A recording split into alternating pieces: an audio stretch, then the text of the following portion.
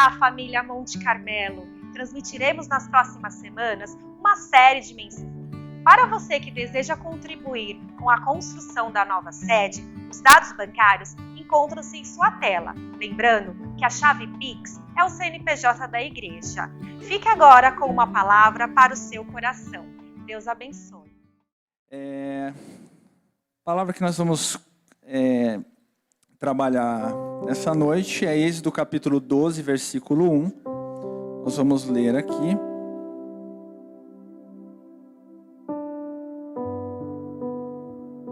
Vamos lá. O Senhor disse a Moisés e a Arão no Egito: Este deverá ser o primeiro mês do ano para vocês. Digam a toda a comunidade de Israel que no 10º dia deste mês, todo homem deverá separar um cordeiro ou um cabrito para sua família, um para cada casa.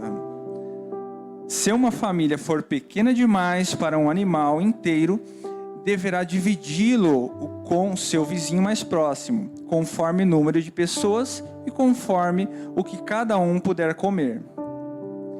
O animal escolhido será macho de 1 ano, sem defeito, e pode ser cordeiro ou cabrito. Guardem-no até o 14º dia do mês, quando toda a comunidade de Israel irá sacrificá-lo ao pôr do sol. Passem então um pouco de sangue nas laterais e nas vigas superiores das portas das casas nos quais vocês comerão o animal. Naquela mesma noite, comerão a carne assada no fogo, com ervas amargas e pão sem fermento.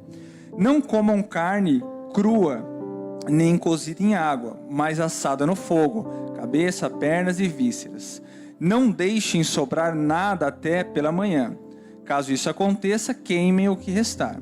Ao comerem, estejam prontos para sair, cinto no lugar, sandálias nos pés e cajado na mão. Comam apressadamente.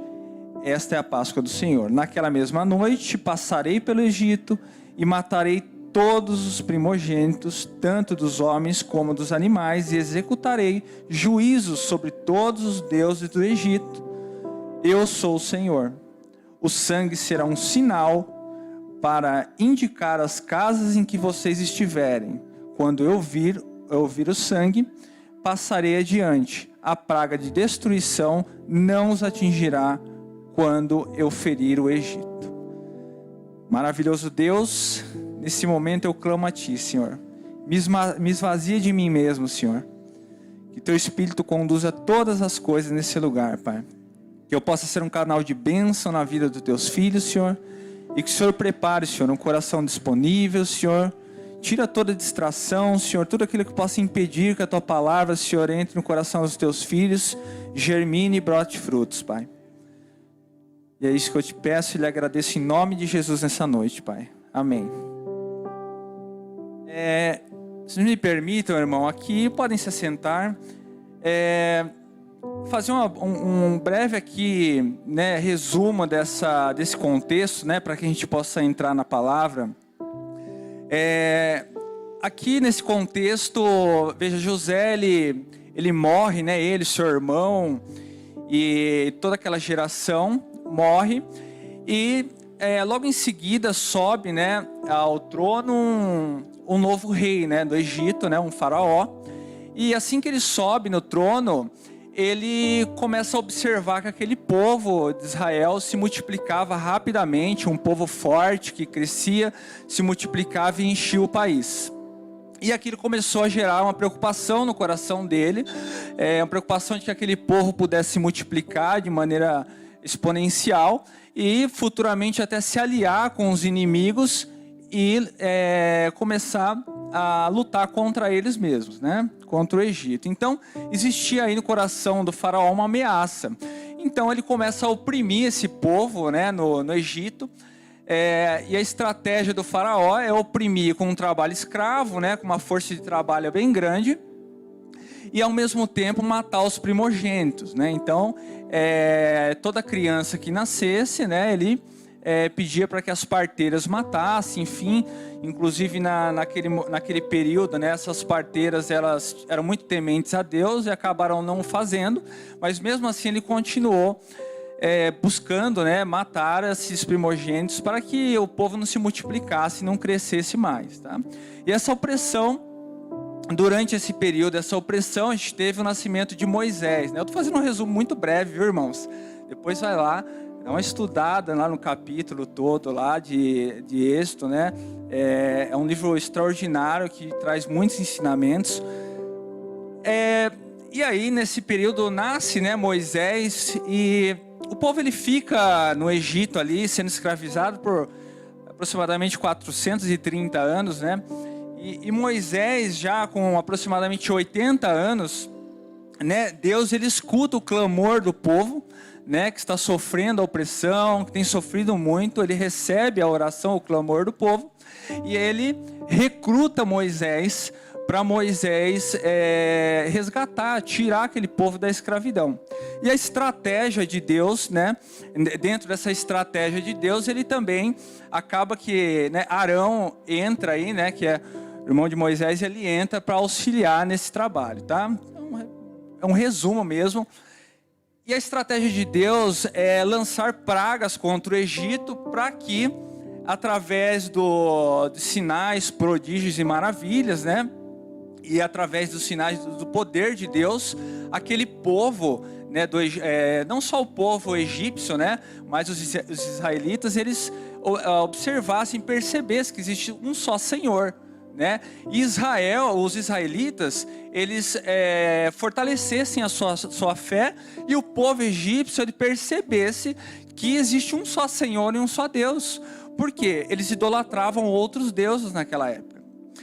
Então, vem lá a primeira praga, a segunda praga, né? Os irmãos vão ver lá nas passagens, né, que os rios lá se encheram de sangue, depois aquela infestação de rãs, enfim, e vem lá uma atrás da outra. E a cada praga que vinha, Deus, ele endurecia o coração do faraó para que se manifestasse uma próxima praga, e o poder, né, de Deus lá, aqueles sinais, prodígios e maravilhas, ficasse evidente que vinha dele. Bom, agora você imagina, irmãos, foram 10 pragas, né? Eu acredito que em qualquer uma delas poderia ter parado, né, interrompido, e Deus tirado o povo do Egito, né? Ele poderia ir lá falar, eu quero saber, eu vou lançar 3 pragas, e na terceira o faraó vai desistir, vai liberar o povo.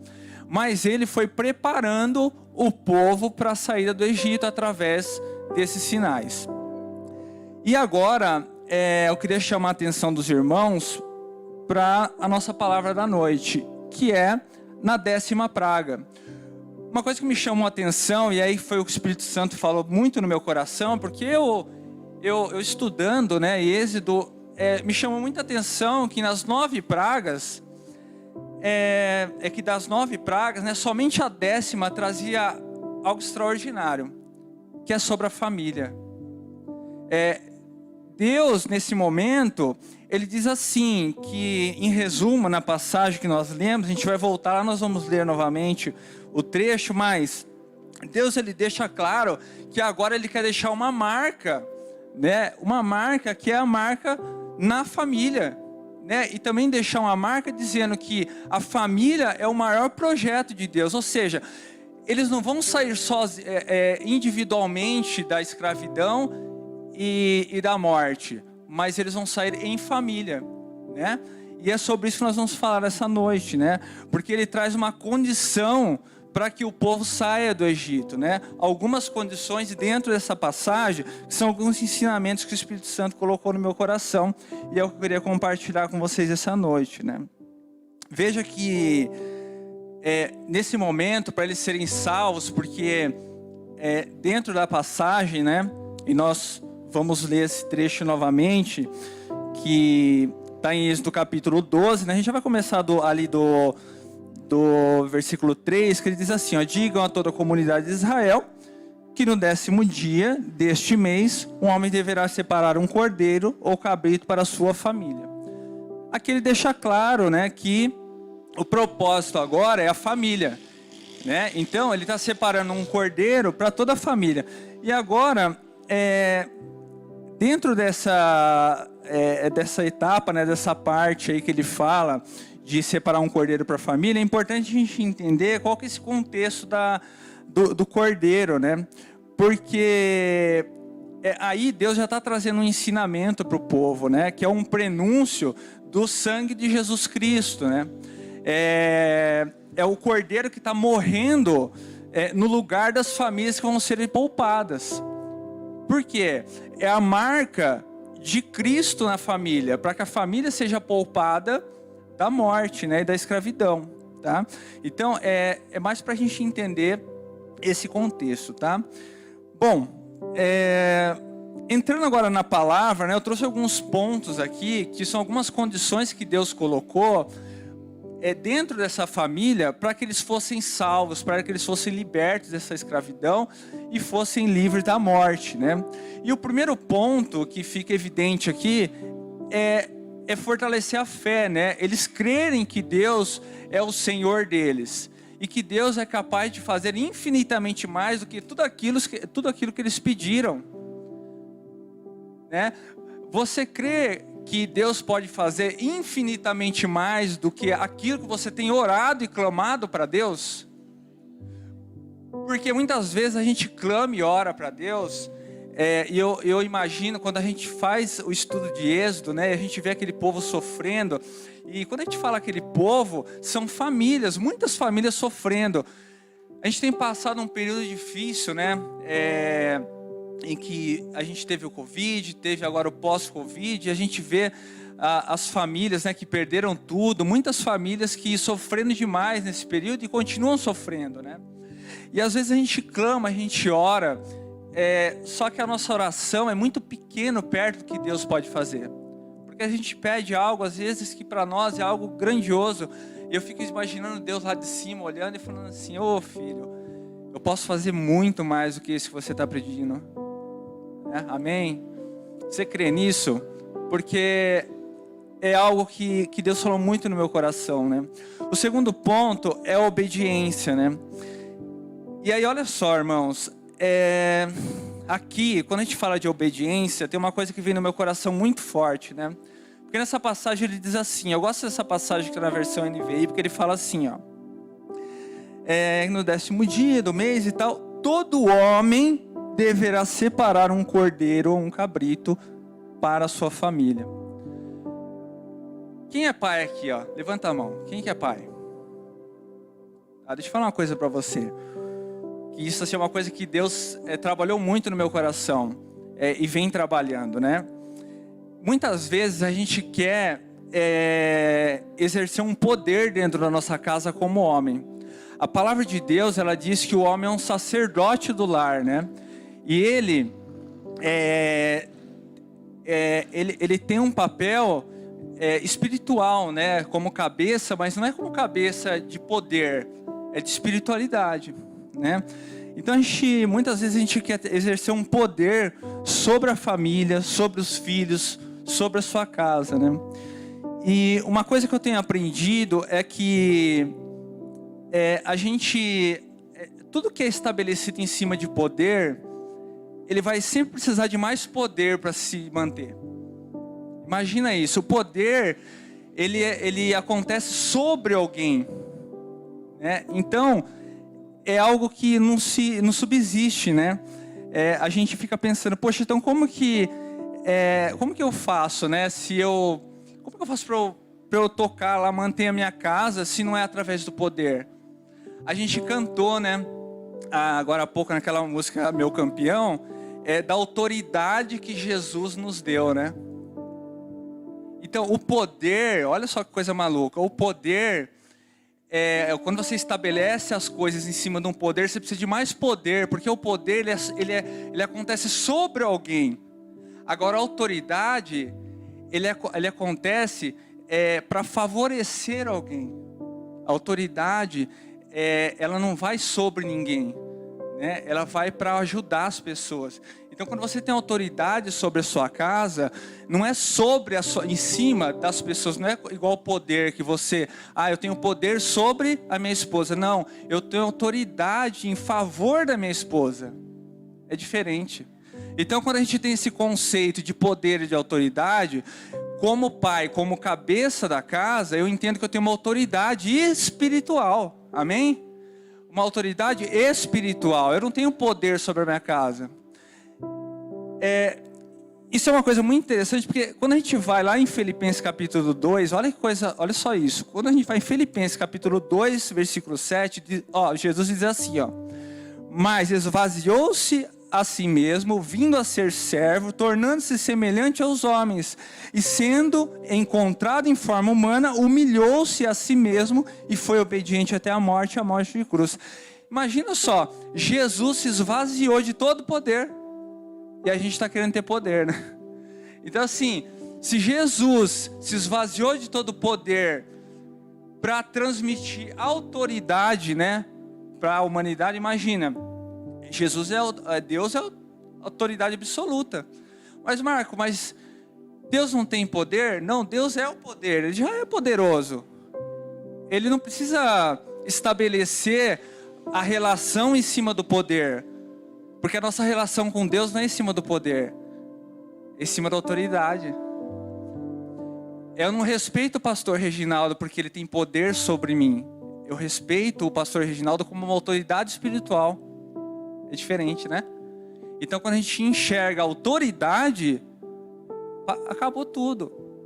Não tem briga, não tem problema, não tem nada. Então a nossa relação tem que ser de autoridade com a nossa família. Então, pai, a sua relação é de autoridade. Então aqui, eu imagino essa passagem, ele diz que o homem está separando um cordeiro porque ele tem autoridade sobre a casa dele. E a família se submete à autoridade, né?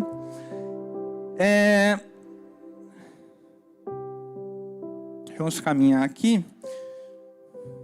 Passar um pouquinho. Então, o primeiro ponto, resumindo, foi crer. A segunda, obediência, né? E o terceiro ponto é a unidade. Aqui, nessa passagem fica claro que o Deus queria estabelecer uma unidade, né? O espírito de unidade. O que é espírito de unidade, né? De corpo, de todo mundo no mesmo propósito, caminhando no mesmo sentido. Aqui ele deixa claro nessa passagem que se as condições estabelecidas não fossem cumpridas, eles iriam morrer. Se eles não seguissem todas aquelas regras que foram estabelecidas, né, matar o cordeiro, né, separar lá as partes, né, umas partes tinha que queimar, não podia ser cozido em água, tinha que ser no fogo, enfim. E depois ia passar lá o sangue nos umbrais das portas para marcar aquela família, para que quando o anjo da morte passasse, aquela família não fosse dizimada, morta. Então, existiam condições. Já pensou se tivesse um filho naquele momento numa casa dessa daí rebelde, falar, quer saber? Eu não vou entrar nesse rolo aí não, eu vou para a rua, eu vou para a balada, eu vou sair aí, e eu não vou participar disso. A família ia ser prejudicada, né? Ia sofrer com isso, tá? Então, eu creio aqui, e o Espírito Santo falou muito no meu coração a esse respeito, que aqui existia uma família que cria em Deus, certo? Uma família obediente, uma família que estava em unidade, né? Caminhando no mesmo propósito, né? No propósito de Deus. E por fim, era uma família que estabeleceu um relacionamento com Deus.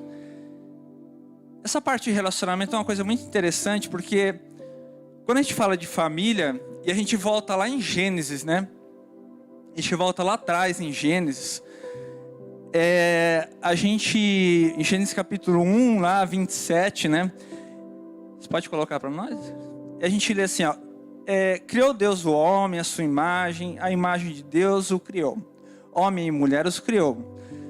Deus os abençoou e lhes disse, sejam férteis e multipliquem-se, encham e subjuguem a terra, dominem sobre os peixes do mar, sobre as aves do céu e sobre todos os animais que se movam na terra. Aqui Deus estabeleceu a família. Se imagina, foi o primeiro projeto de Deus e o mais importante foi a família. Só que quando a gente começa a ler Gênesis, a gente vê que era algo estabelecido através do relacionamento. Porque Deus, ele caminha... a passagem que diz que Adão e Eva estavam no jardim do Éden, né? E Deus ia lá e conversava com eles, como nós estamos conversando aqui.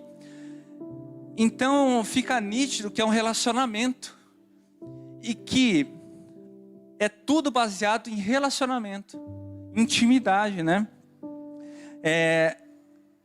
Quando a gente vai lá em Colossenses capítulo 3, 23, diz assim, ó: tudo que fizerem, façam de todo o coração, como para o Senhor, e não para os homens, sabendo que receberão do Senhor a recompensa da herança.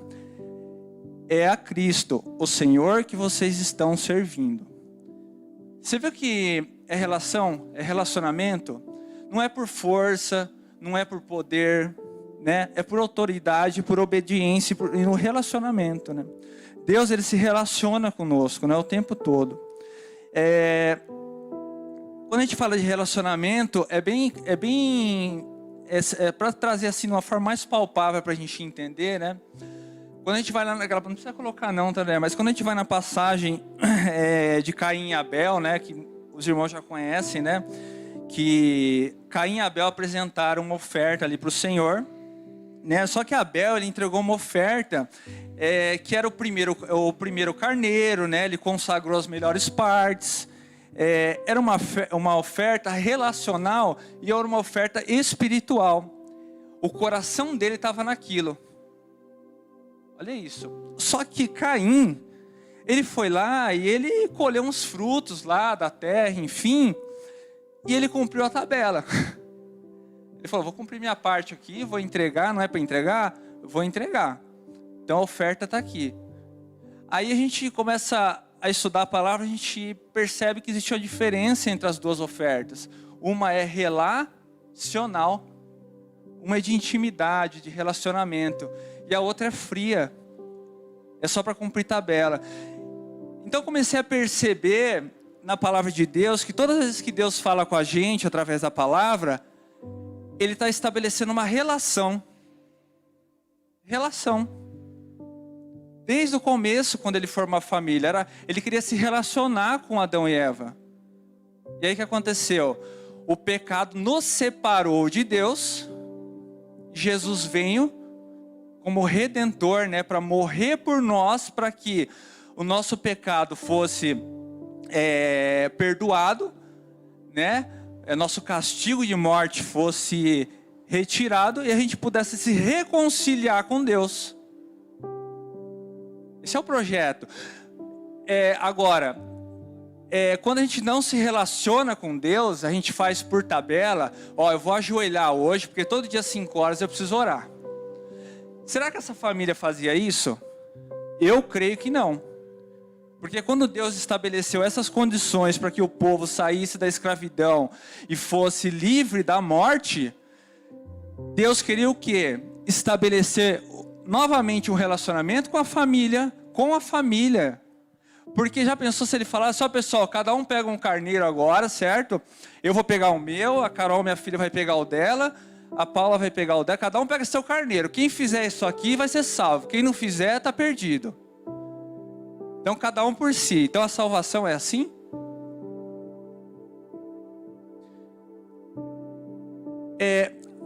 A salvação, às vezes eu uso a salvação individual. A gente tem que tomar só muito cuidado, porque o projeto de Deus é a família. E eu não posso desistir das pessoas, né? Eu não posso desistir da minha família, porque a palavra está dizendo, não sou eu que estou falando, viu? Está falando que o projeto é família. Tanto é que, mais uma vez se confirma, né? Porque Jesus, o primeiro milagre de Jesus, qual que foi? Casamento. Jesus, naquela época, poderia o quê? Poxa, imagina, né? Os discípulos: Jesus, é o seguinte, você precisa de notoriedade, a gente precisa crescer aqui em seguidores, tudo. O negócio é o seguinte: já vai logo, levanta um paraplégico aqui, um paralítico, já cura ele aqui, porque daí o pessoal vai te seguir. Ou então já pega esse cego aqui, já cura ele. Já pensou se fosse assim? Não. O primeiro milagre de Jesus foi num casamento. Por quê? Mais uma vez, trazendo à memória a importância da família. Então, quando a gente vai caminhando na palavra, a gente percebe que a todo momento Deus traz à memória a família. Traz à memória a família. Então aqui, ele diz o quê? Que para você sair da escravidão e de um leito de morte, morte espiritual, talvez, até morte física, você precisa de algumas condições que a gente estabeleceu aqui agora. Preciso crer em Deus, crer de todo o coração, e não para cumprir tabela. Preciso ser obediente, sim, mas entendendo o propósito de coração, não para cumprir tabela. Eu preciso estar em unidade com a minha família. O que é estar em unidade? É um corpo. Se meu braço quer ir para um lado e o outro braço quer ir para o outro, não vai dar certo. Eu preciso, se minha perna acordar e falar, hoje eu não vou andar. Então, a gente precisa andar em unidade. Agora, por fim, olha só isso. Vamos voltar só para a palavra aqui. E aí ele diz assim, ó.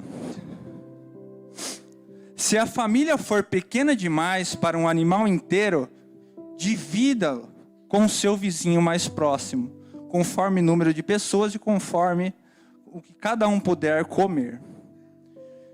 Irmãos, agora sabe o que ele está falando? Ele está falando assim, ó. Agora que a sua família está estabelecida, dentro do propósito e dentro da vontade, ela precisa estar em comunhão, inserida na família de Deus. Amém? Inserida na família de Deus. A palavra diz assim em Salmo 133, 1. Como é bom e agradável quando os irmãos convivem em união. O tempo todo nós somos relacionais, né? Relacionamento o tempo todo. E quando a gente tem nossa família, imagine se a gente tiver nossa família, se vocês me permitirem, né? Eu queria até trazer assim algo que o Espírito Santo está me colocando no meu coração agora, que um dia eu com a minha família, nós éramos sozinhos. Éramos só nós.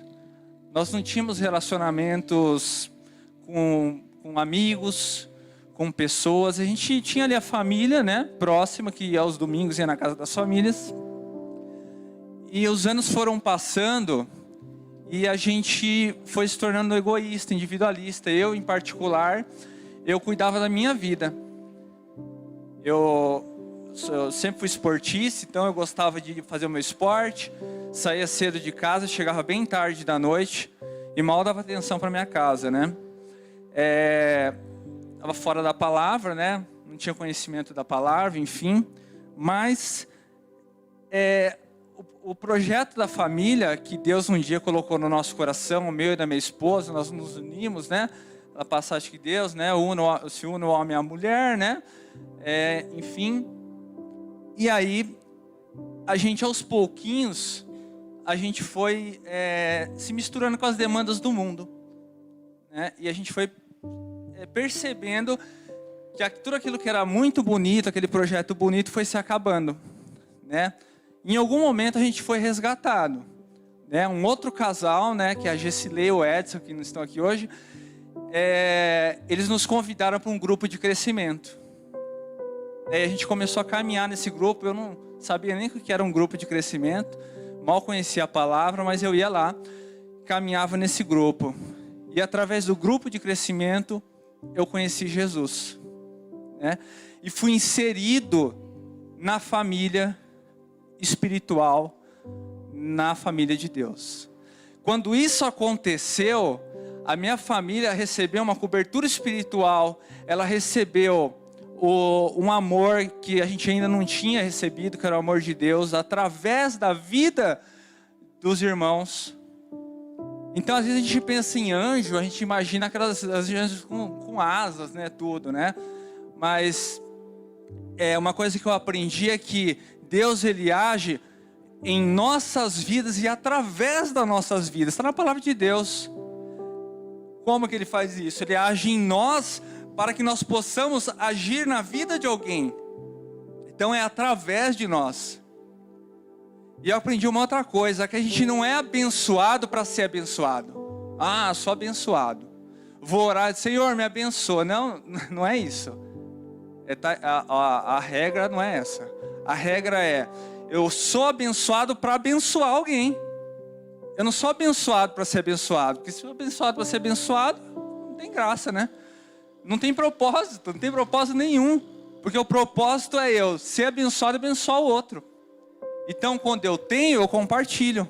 Conforme eu cresço, eu multiplico. E é assim que funciona o amor de Deus. Você pode chamar de corrente do bem, chama do jeito que quiser, mas o propósito de Deus é a família. Só que a família precisa estar inserido numa comunidade, numa comunhão. O que é a comunhão? É a igreja, é o GC, o grupo de crescimento. Amém? Para você se fortalecer em espírito. Tá? Ter uma cobertura espiritual. E aí, para a gente finalizar aqui, né? O tempo vai embora, né? O tema que eu trouxe nessa noite, né? Para nossa palavra, né? É família. Uma marca de Deus. O Espírito Santo falou no meu coração, né? Trazendo essa passagem, essa palavra, né? Que a família, ela é exatamente uma marca de Deus na terra. Porque desde o princípio, como nós lemos lá em Gênesis, Deus estabeleceu a família. É a família. E o tempo todo, tudo que nós vamos caminhando na palavra, né? O tempo todo, vocês já perceberam, já vem na mente de vocês, o que veio primeiro? A comida ou a fome? Coisa louca isso, né? O que vem primeiro, a comida ou a fome? Se tivesse vindo a fome primeiro, a gente tinha morrido, né? Porque não ia ter comida, certo? Então vem a comida primeiro. Olha que coisa maluca. Mas a comida, ela não veio pra gente, a fome, né? Ela não veio pra gente matar, a comida não vem pra gente matar a nossa fome. Certo? Vem a comida e depois vem a fome. Mas a comida não é pra matar a fome. A comida é para a gente ter comunhão. Porque se você for ver nos estudos bíblicos, for lá no Egito, for lá em Israel, lá e começar a ver as imagens, você vê que tem muitas vezes as pessoas sentadas em mesas. Não tem a pessoa sentada num canto sozinha comendo. As pessoas sentadas em mesas. Como que é hoje na sua casa? Você tem uma cadeira virada para a parede, outra casa virada para outra parede? E no seu GC, como é que é? É todo mundo, cada um virado para a parede sozinho, comendo? Como é que é? A comida, ela é para comunhão, não é para encher a barriga. Então, quando eu me reúno com os irmãos em comunhão, é para ter comunhão. Então, assim, Deus falou muito no meu coração em relação a isso, que a família foi estabelecida, mas a gente precisa estar inserido numa outra família, que é a família espiritual. Então a gente fecha, né? Hoje me sinto honrado de estar aqui, né? Fechando esse ciclo, né, de ministrações falando da família, né? Trazendo assim algo que o Espírito Santo assim me moeu, falou muito comigo, que é que hoje a minha família ela está estabelecida na rocha através da comunhão, porque um dia eu fui alcançado, né, por Deus, né, foi alcançado por outras famílias através da comunhão e fomos fortalecidos, né, através disso. Então hoje, para a glória e honra do Senhor, né, eu tenho minha filha aqui, a Carol, né, no teclado, tem minha esposa Ana Paula que vem trazer a palavra aqui, né, tem a Júlia agora na bateria que daqui a pouco está aqui em cima também, mas tudo isso porque estabelecido numa rocha que é Jesus.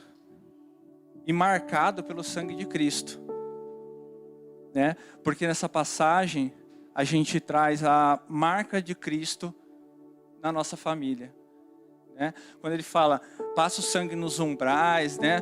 Para que quando o anjo de morte passe, né? Aqui no Egito é um contexto, mas quando a gente traz para a nossa vida hoje,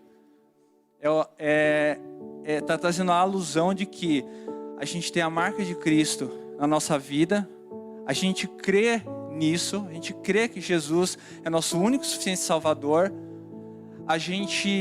Eu oro todos os dias pedindo para que Deus tire toda a presunção do meu coração de que algo possa ser pelas minhas mãos, porque tudo vem de Deus, né? Tudo que a gente tem, tudo que a gente possa fazer vem através de Deus, da autoridade de Deus. E que a nossa família hoje já está estabelecida, está estabelecida em Deus, mas a partir de uma comunhão. Amém, irmãos? Então eu finalizo uma passagem, né, que assim, acho que resume um pouquinho tudo que a gente trouxe aqui nessa noite, que está em Salmos, né, capítulo 128:1, que diz assim: como é feliz quem teme o Senhor, quem anda em seus caminhos. Você comerá o fruto do seu trabalho e será feliz e próspero. Olha isso. Sua mulher será como videira frutífera em casa. Seus filhos serão como brotos de oliveira ao redor da sua mesa. Assim será abençoado o homem que teme ao Senhor.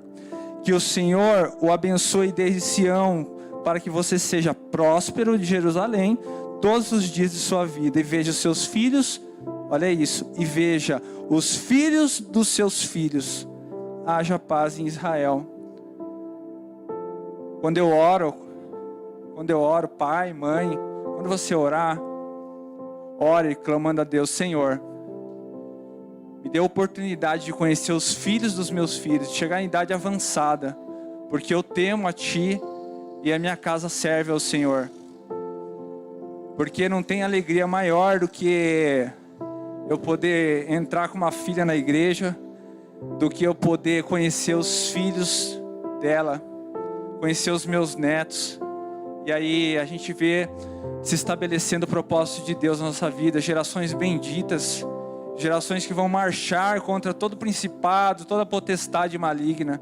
A gente vai ver o exército de Cristo crescendo, se multiplicando na face da terra, alcançando vidas, impactando lares, transformando famílias, através da autoridade que Jesus nos deu, e não do poder que Ele vai nos dar, porque Ele já é dono de todo o poder. A gente só precisa de autoridade. Amém? Deuteronômio 7:9 diz: e saibam, portanto, que o Senhor, o seu Deus, é Deus, e Ele é Deus fiel, que mantém a aliança e a bondade por 1000 gerações daqueles que o amam e o obedecem aos seus mandamentos. Amém, irmãos? E a gente finaliza a palavra agora, tá? O pessoal do louvor, se quiser subir, tá bom? Eu creio que a gente está fechando, né, essa série de família, né? Mas assim, com algo no nosso coração, né? Quantas palavras sobre família nós recebemos, né? Nessa noite, né? Nessa série, né? E quantos ensinamentos, né, nós tivemos. Nós precisamos colocar só em prática, né, tudo isso. Amém? Vamos orar para a gente finalizar? Vamos ficar de pé para a gente orar.